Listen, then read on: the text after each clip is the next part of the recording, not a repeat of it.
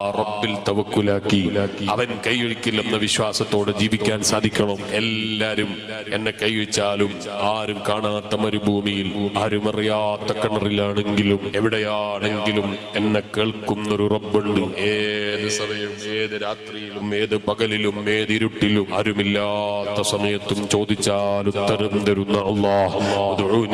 നിങ്ങൾ എന്നോട് ചോദിച്ചു അസ്തജിബ് ലക്കും, ഞാൻ നിങ്ങൾക്ക് ഉത്തരം തരുമെന്ന് എന്നോട് ഇങ്ങോട്ട് വിളിച്ചു പറഞ്ഞ ലോകത്തിന്റെ മുഴുവൻ അധിപനായ അല്ലാഹ്. ആ റബ്ബിൽ തവക്കുലാക്കി ജീവിക്കുന്ന ഒരു മുഅ്മിനായ മനുഷ്യൻ അവനുണ്ടാകുന്ന സന്തോഷം, ആ തവക്കുലിൽ കിട്ടുന്ന ഒരു സമാധാനം ലോകത്തൊരു മനുഷ്യനും കിട്ടാനില്ല. അതാ ചൈനക്കാരായ പ്രായം ചെന്ന ഉപ്പാപ്പമാരനോട് പറഞ്ഞത്, പരിശുദ്ധമായ ദീനുൽ ഇസ്ലാമിന്റെ ആശയത്തെ കുറിച്ച് അറിഞ്ഞപ്പോഴാ ഞങ്ങൾ അറിഞ്ഞത് ടെൻഷനില്ലാത്ത ലോകമാണ് ഇസ്ലാം.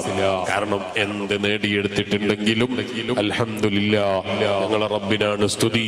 എത്ര വലിയ പണക്കാരനായാലും എന്റെ കൈവാണ് അവൻ പറയൂല, എന്റെ റബ്ബ് തന്ന ഔദാര്യാണ് എന്നാണ് അവൻ പറയുന്നത്.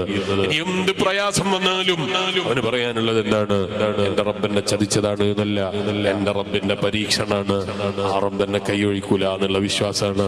എന്റെ വേദ കേൾക്കുന്ന വിശ്വാസികളെ, ആ റബ്ബിലായിരിക്കണം നമ്മളെ തവക്കുല്, ആ അല്ലാഹുവിലായിരിക്കണം നമ്മളെ വിശ്വാസം, അവനിലായിരിക്കണം നമ്മളെ സമർപ്പിത ബോധം.